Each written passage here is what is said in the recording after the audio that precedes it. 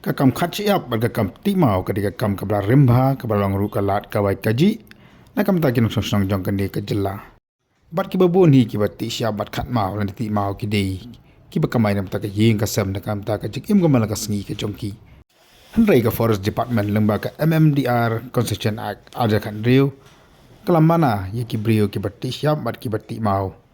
Takab ai ki notice mamala ka por man khang no ye kene ka jing trikam ka mamala ka sngi ke jongki kau kita sibun ya kayo kakot baka kamai kaji ke jongki teman tak daw nak lang jong emli jong nang krem ba adan mila bersama iluan ra ka motion men tak sni hapa yung da ba thaw an haka ba la Kyntu yo ka Sorkar bakan thaw ki lat ki lenti bat bu ki kendon ki babyang khnang bakan ke jing ti sya bat ti ma kunum kata satya ki ka ba ong bakini ki de ki barit ki baria ki ba kamai mecek ba ka sni ba kim di setya kita ki hesma ki company ki ba he ki ban salan ye ki ma ba siap sabajla ia kini kemotion jong ba arden la kersan ru do emily jong ma phlang ba ma thiu korba emily jong nang stoin ba kabdel wa alang emily jong ka kharkuta rupat mumen bar kamjoru u emily jong kamlim ba roni vi lingdo people who are engaged in this occupation from across the state that they are now receiving letter from the forest department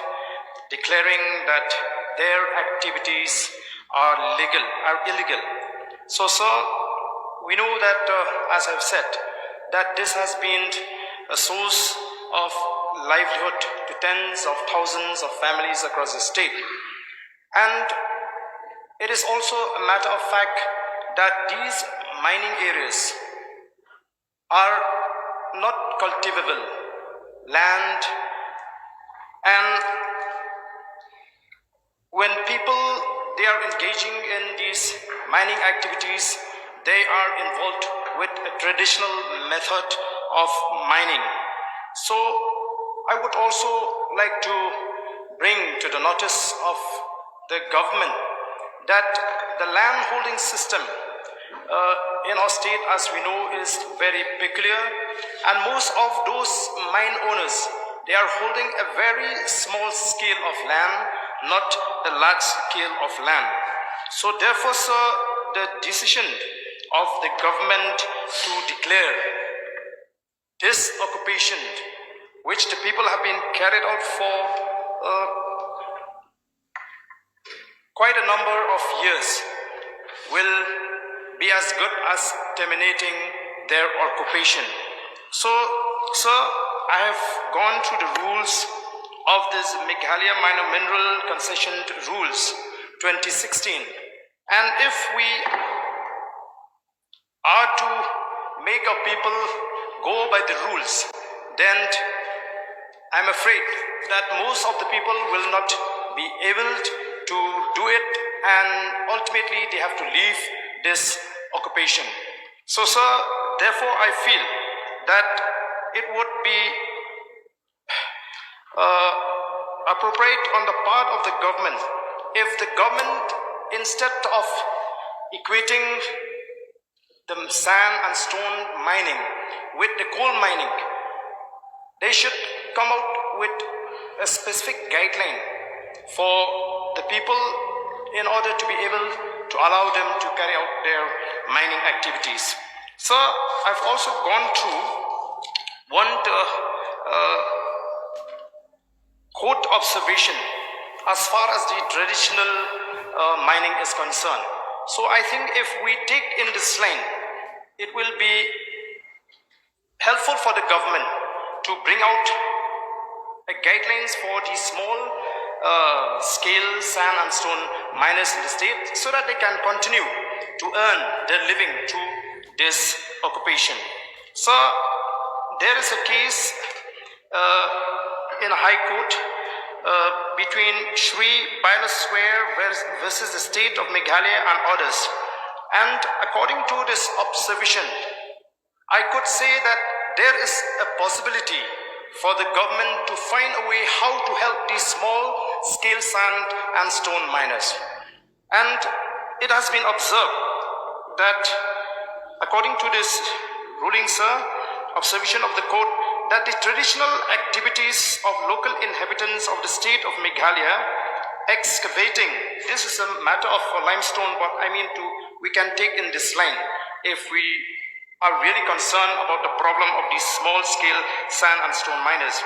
And sandstone from the outskirts of the forest, where it is very rocky and not fit to grow plants for construction works and other purposes, and also for earning their livelihood, had been considered by the apex court in Lafarge Umiam Mining Private Limited versus Union of India and others. And also, sir, it has been further observed that in our view, the natives and indigenous people are fully aware that they have knowledge as to what constitutes conservation of forests and development.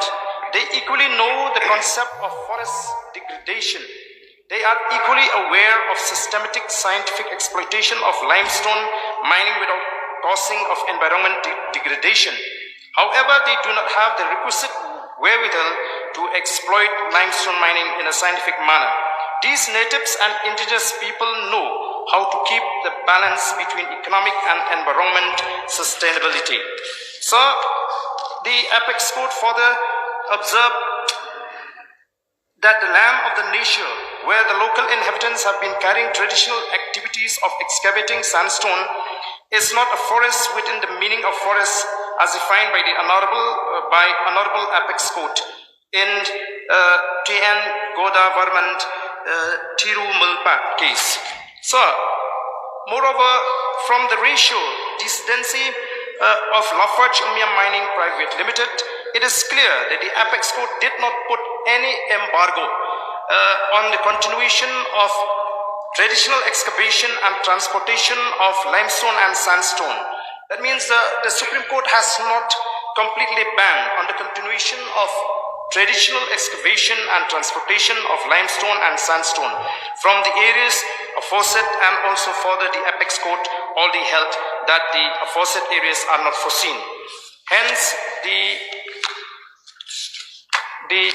High Court gave this ruling that for the aforesaid reason, the respondents, more particularly respondent number 2 and 3, shall allow the petitioner and other similarly situated person who were continuing on traditional excavation and transportation of limestone and sandstone at the time of passing of the judgment and order dated 36/2015. So, sir, in line with this observation and ruling of the High Court, I would strongly urge upon the government to seriously take up the matter and find a solution to help these many families who have been dependent on sand mining and stone mining across the areas, especially like in many areas in Nongkrem constituency, Miliam constituency, Pyrshah constituency. These are small miners, and for them it is a living. And moreover, the material, the sand or the stone that they collect from these quarries, they are not exporting outside, but they are for domestic use. So I feel that if the government can step into this area and find a solution and bring out guidelines, then it will not only help them, but it will also make them to understand that the government is there for the people who are subjected to face these kind of problems. But sir, if you are leaving this to the forest department only, then it will amount to a contempt of court, because most of the areas that these small and sand and stone miners are involved, they are not falling under the forest department. So these are the factors that I would like to highlight in this August House, so that the government can really help the people who are facing this problem. We know that we are facing a lot of problem, especially as far as the economic activities is concerned.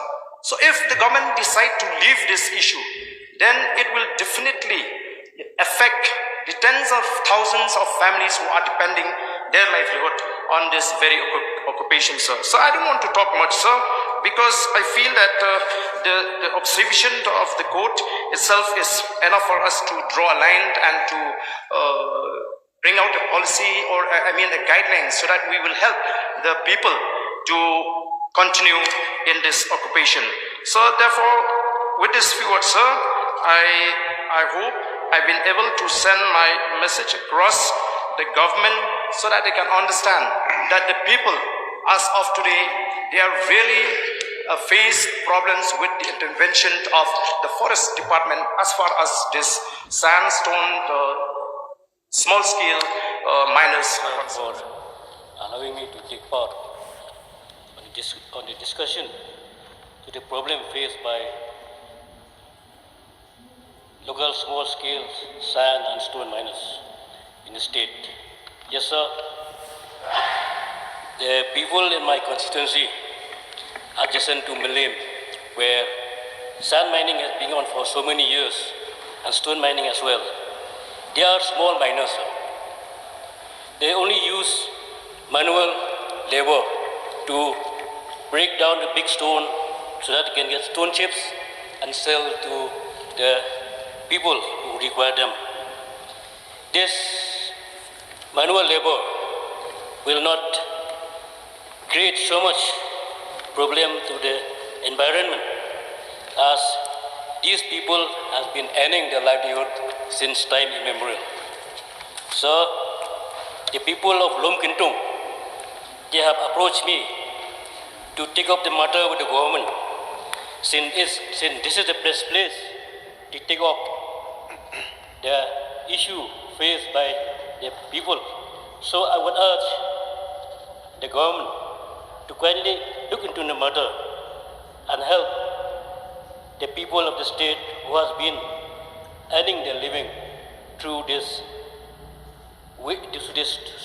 sand and stone mining. The House now discuss the problem faced by the local small-scale sand and stone mines in the state.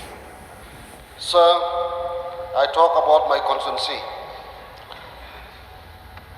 Before it was just like an occupation. The sand and stone mining is just like an occupation. But today, it become a jobs to them. The problem that is faced by the people of Nongstoin and the West Kharsail, after the burning of timber in 1996, then the NGT comes again on the coal mining. People don't have any alternate source of jobs. So maximum of them, they start face on the occupations of sand and stone mining. And this to inform you, Mr. Speaker, sir, after the burning of coal, people start searching alternate job. Due to this, they have to take different types of job just to meet their home's demands.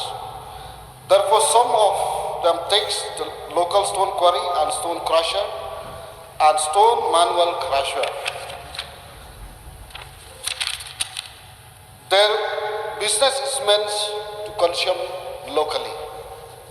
With the various road projects, thank you to the government, there are different road projects in the West Kharsail, particularly Nongstoin, the development activities. The district, they start growing, and due to the fact that under MMDR Act Concession 2016, from the Forest Department, from time to time, repeatedly, every month, they keep on sending the same notice to close down the stone crusher, sand mining, which is meant only for consume locally and fit those developmental activities which is going on in the constituency. To the business. This has created a concern especially for me.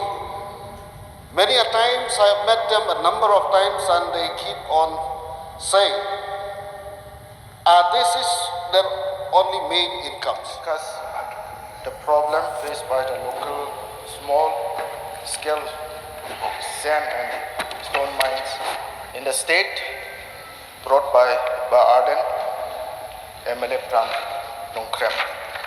Sir, I have a very few points. Sir, North Garo Hills, we have blessed district. We have 4 rivers. That is Aldek River, Manda, Damrang, and Didra, very fertile area.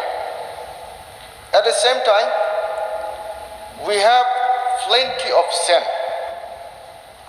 And our young people, they apply for the license for mining. But they said, we take years, but not succeeded. But since we are in the border, the Assam side are very close to our area, like Dutnoy, Krishnai, and the crores of rupees they are transacting through the sand mining, which is coming from Meghalaya Garo Hills. We are just silent spectator, not only for the commercial purpose, but some of us, they are trying to mine for the local use, local construction, like low cost and the NRGS construction, retaining wall, building construction, footpath construction. When they start to take some sand from the river's side, there are so many notices come from the forest department and the police department. So it's very sad. Whereas the Assam side, we are from Garo Hills, all the honorable members from Garo Hills, we used to go via Guwahati. Sometimes it was traffic jam, bringing sand from Garo Hills region to Guwahati for the big construction. It's a very sad thing. So my request to the government, at least some space to use for the local purpose, local construction, and it will be very helpful for us with this few